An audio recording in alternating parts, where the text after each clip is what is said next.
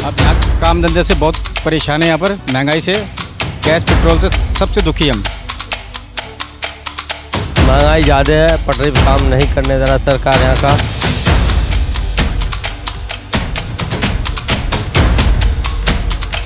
सरकार को तो सब कुछ खोल देना चाहिए। महंगाई तो बहुत बढ़ रही है, कपड़े बहुत रेट बढ़ रहे हैं। देख रहे हैं नज़र टुडे और मैं आप सभी के साथ मानसी धामी। तो आज मैं आई हूँ चांदनी चौक मार्केट में और यहाँ पे बढ़ती महंगाई को लेकर लोगों को किन किन परिस्थितियों का सामना करना पड़ रहा है ये हम जनता से जानेंगे। आपका नाम क्या है? राम अवतार नाम है मेरा।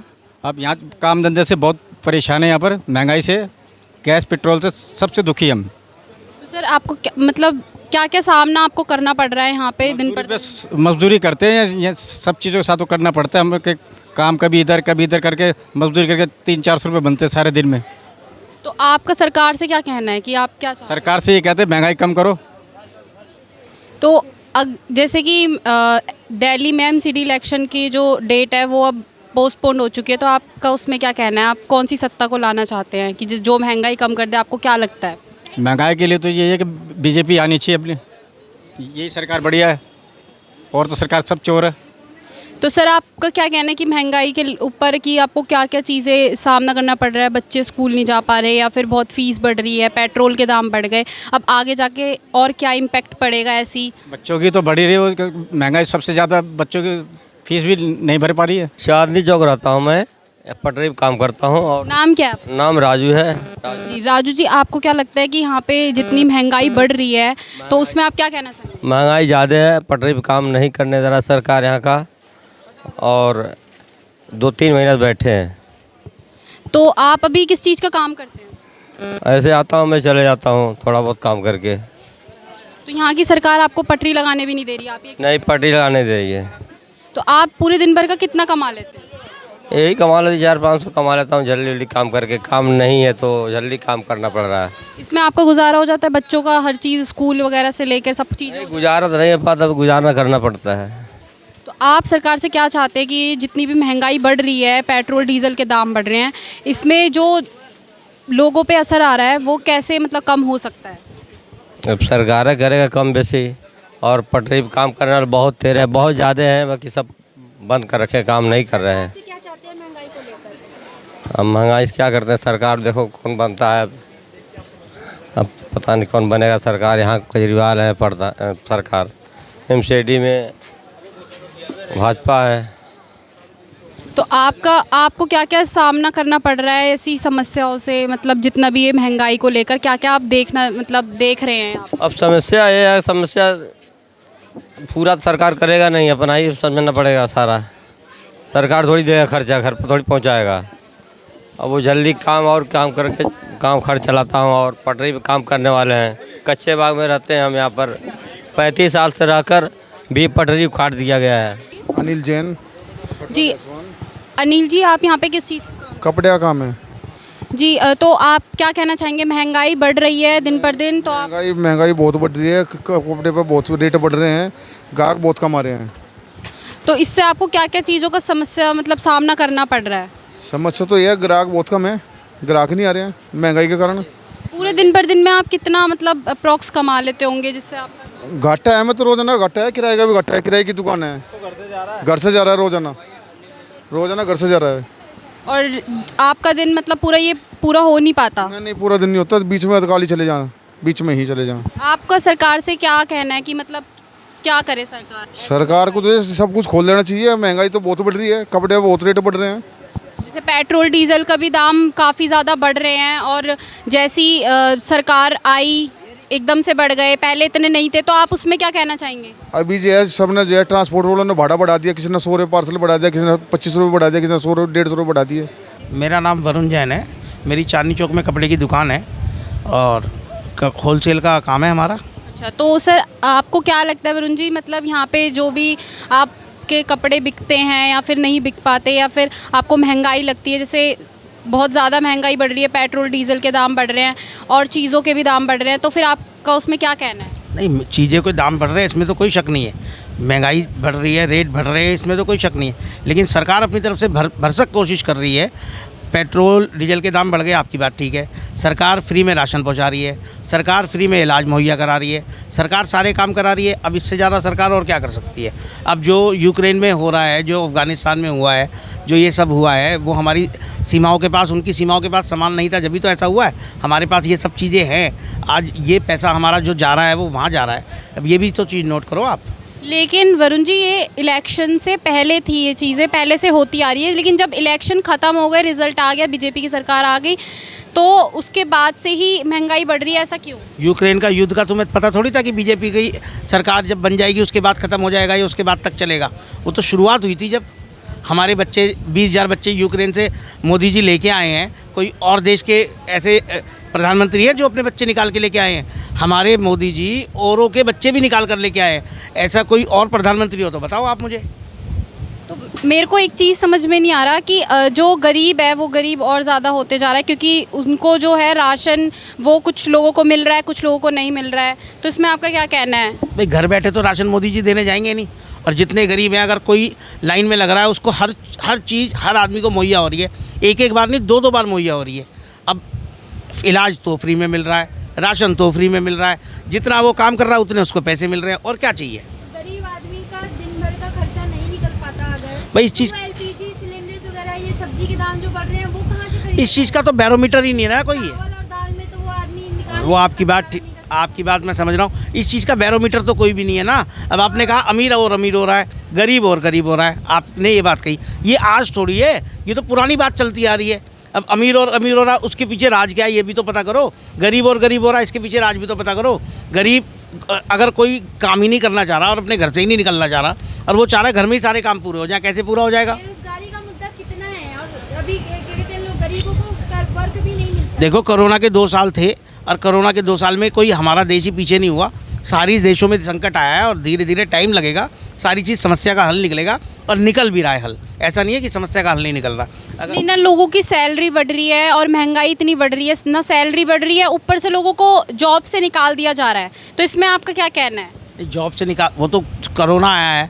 अगर दुकानदार कोई परेशान है और उसने 15 लड़के रख रखे हैं और उसने 5 लड़के कम करे हैं, या 5 लड़के रख रखे हैं, 2 लड़के कम करे, उसकी मजबूरी है नहीं। लेकिन कोरोना तो अब चले गया है ना, उसके बाद भी अगर अभी भी लोग निकाले जा रहे हैं अपनी कंपनी से, तो वो लोग कहाँ बैठेंगे? वो धरना देंगे, वो बाहर प्रदर्शन करेंगे, क्या करेंगे? मोदी जी उसके लिए कर तो रहे हैं, धीरे धीरे कोशिश कर रहे हैं। सब चीज़ों में भर्ती भी खोली है।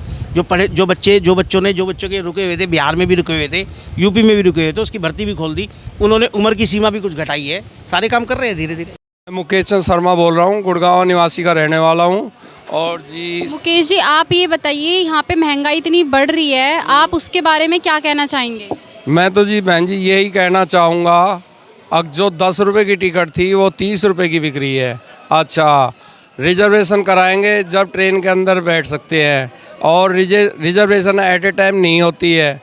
सबसे बड़ी बात है, जो 10 रुपये में हम आते जाते थे, जैसे रेवाड़ी से दिल्ली, आज हमें 40 रुपये या 30 रुपये खर्च करने पड़ते हैं तब हम आएंगे, और लोकल ट्रेनें चल नहीं रही है। हमारी 6 बजे के बाद हमारी कोई ट्रेन नहीं है। 9:20 पे है मंडोर, उसके बीच में कोई ट्रेनें नहीं है।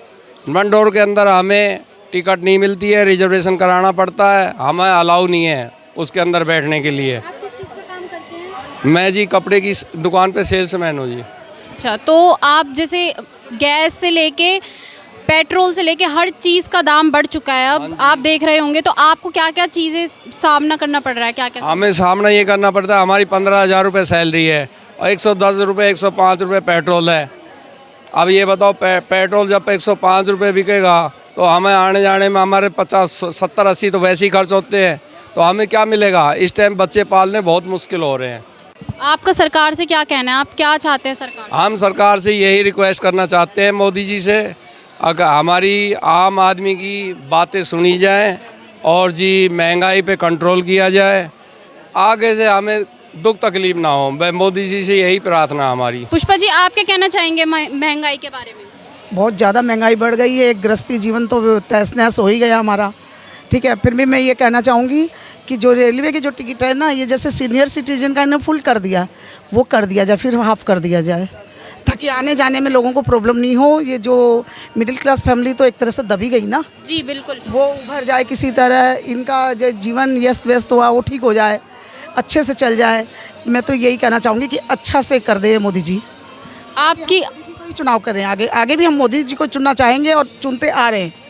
बाकी आपका ये आपको क्या क्या चीज़ों का सामना करना पड़ रहा है? लाइक यहाँ पे इतना ज़्यादा पेट्रोल का दाम बढ़ रहा है, हर चीज़ इलेक्शन के बाद और ज़्यादा महंगाई बढ़ रही है, सब्जियों का रेट बढ़ रहा है, तो आप उसमें क्या कहना चाहेंगे सरकार? ये कहना चाहेंगे ये तो गलत हो रहा है ना जो भी हो रहा है। ये एक बात बताइए, जो छोटी मतलब एकदम कास्ट छोटी आ गई हैं, ये मिडिल क्लास फैमिली आ गई, इनके लिए तो बहुत ज़्यादा प्रॉब्लम खड़ी हो गई है।